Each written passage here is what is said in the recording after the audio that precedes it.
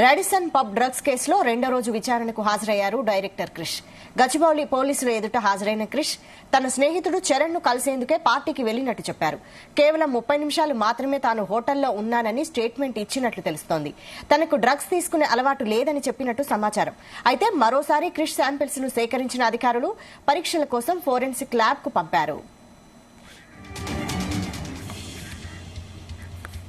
ఇదే అంశంపై మరిన్ని డీటెయిల్స్ మా ప్రతినిధి రవితేజ అందిస్తారు. రవితేజ, నిన్న గచ్చిబౌలి పోలీసుల ముందు హాజరయ్యి నిన్న ఆలస్యం కావడంతో మళ్లీ తిరిగి శనివారం రోజు కూడా పోలీసుల ముందు హాజరవ్వాలంటూ కూడా ఆదేశాలు ఇవ్వడంతో డైరెక్టర్ క్రిష్ తన వెంట మరికొంతమంది వ్యక్తులని తీసుకొచ్చి గచ్చిబౌలి పోలీసుల ముందు హాజరయ్యాడు. విచారణ కూడా ఎదుర్కొంటున్నట్టు కూడా సమాచారం అందుతోంది.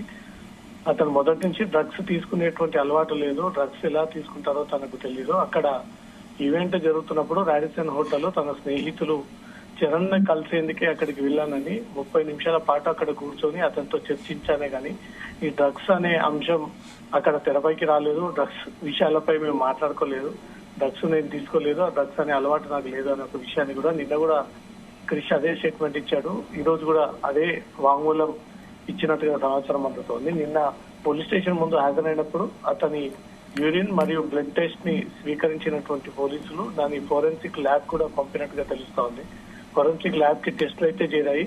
ఆ రిపోర్ట్ ని కొద్ది రోజుల్లో పోలీసులకు తిరిగి అందనించున్నారు ఎఫ్ఎస్ఎల్ అధికారులు. పాజిటివ్ వస్తే మాత్రం క్రిష్ ని అరెస్ట్ చేసి మళ్ళీ రిమాండ్ చేసేటువంటి అవకాశాలు ఉన్నాయి. నెగిటివ్ అయితే మాత్రం అక్కడ తాను 30 నిమిషాల పాటు ఉన్నాను అనే ఒక విషయాన్ని పోలీసుల ముందు ఒప్పుకున్నాడు. కాబట్టి నెగిటివ్ వస్తే అతన్ని విట్నెస్ కిందికి మార్చి క్రిష్ ని అక్యూజ్ నుంచి విట్నెస్ కిందికి మార్చేటువంటి అవకాశాలు ఉన్నాయి. కాబట్టి ఈ రోజు కూడా గచ్చిబౌలి పోలీస్ స్టేషన్ లో పోలీసులు సుదీర్ఘంగా క్రిష్ ని విచారణ చేపట్టి ఈ చరణ్ తో ఎలా పరిచయం ఏర్పడింది, వివేకానందతో ఎప్పటి నుంచి పరిచయాలు ఉన్నాయి, రాడిసన్ హోటల్ కి ఎన్నిసార్లు గతంలో వచ్చారు, మీరు వచ్చినప్పుడు ఎక్కడైనా డ్రగ్స్ పార్టీలు జరుగుతున్నటువంటి విషయం మీకు తెలుసా, మీరు కూడా వచ్చింది డ్రగ్స్ కోసం అయిన ఒక కోణంలో కూడా అనేక వైపుల నుంచి కూడా క్రిష్ నుంచి ఆ ఇన్ఫర్మేషన్ ని రాగేటువంటి ప్రయత్నాలు జరుపుతా ఉన్నారు. వైశాలి రైట్. అయితే శాంపిల్స్ సేకరించడం ఇదే మొదటిసారా? ఇంతకు ముందు కూడా శాంపిల్స్ సేకరించారా?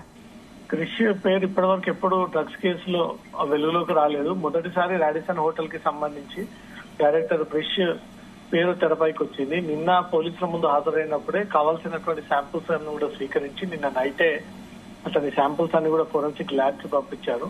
ఈ రోజు ఉదయాన్నే ల్యాబ్ కి మాత్రం అతని శాంపిల్స్ చేరినట్టుగా ఇన్ఫర్మేషన్ ఉంది. దాన్ని పరిశీలిస్తా ఉన్నారు. అన్ని టెక్నాలజీని ఉపయోగించుకొని ఆ శాంపిల్స్ నమూనాలన్నీ కూడా పరిశీలిస్తా ఉన్నారు. ఈ రోజు లేదా రేపు తిరిగి రిపోర్ట్ కూడా పోలీసులకు అందజేయనున్నారు. రిపోర్ట్ అందిన తర్వాత అతన్ని ఒంట్లో నుంచి తీసుకున్నటువంటి శాంపిల్స్ ఆధారంగా అతను డ్రగ్స్ తీసుకునేవాడా తీసుకోలేదు అంటూ మాత్రం ఆ శాంపిల్స్ ద్వారా రిపోర్ట్ ఆధారంగా పోలీసులు ఈ కేసు దర్యాప్తు ముందుకు సాగించనున్నారు. క్రిష్ విషయంలో అతను ఇప్పటికే నిందితుడు అనేది మాత్రం పోలీసులు ఎఫ్ఐఆర్ కింద చేర్చారు. ఇదంతా కూడా అక్యూజ్డ్ 1, అక్యూజ్డ్ 2 ఇచ్చినటువంటి స్టేట్మెంట్ ఆధారంగానే డైరెక్టర్ క్రిష్ పైన కేసు నమోదు చేసి అతని పైన ఎఫ్ఐఆర్ నమోదు చేయడం జరిగింది. ఇప్పుడు రిపోర్ట్ వచ్చిన తర్వాత పాజిటివ్ వస్తే మాత్రం అతన్ని కూడా అరెస్ట్ చేసేటువంటి అవకాశం ఉంది. నెగిటివ్ వస్తే మాత్రం తిరిగి అతని విట్నెస్ కిందికి చేర్చి ఈ కేసులో ప్రధాన విట్నెస్ కిందికి అతన్ని మార్చి పిలిపించి మళ్ళీ అతని స్టేట్మెంట్ రికార్డ్ చేసుకునేటువంటి అవకాశాలు ఉన్నాయి. రైట్. Thank you Raviteja.